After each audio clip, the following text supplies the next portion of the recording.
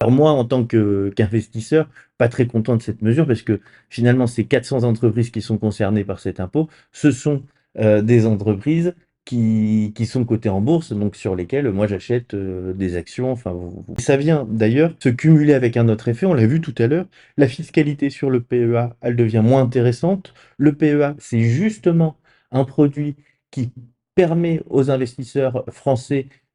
d'investir sur des entreprises françaises, européennes, avec une fiscalité plus souple, plus légère, et donc d'attirer des capitaux vers les entreprises françaises. Et donc là, on a un double effet, c'est-à-dire qu'on augmente la fiscalité sur le PEA, et donc on rend cette enveloppe moins intéressante, et donc le fait d'investir sur des entreprises françaises moins intéressante.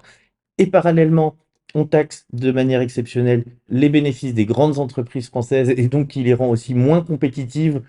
pour attirer des capitaux à l'international, puisque bon, si je suis un grand fonds d'investissement, je cherche à avoir de la rentabilité. Si finalement, quand j'ai des parts dans une entreprise française, son bénéfice est très largement taxé de manière exceptionnelle parce que la gestion des finances publiques en France est complexe, et ben, je vais plutôt investir sur d'autres entreprises. Et donc ces deux effets risquent de faire payer aux entreprises françaises et de diminuer leur capitalisation à moyen terme.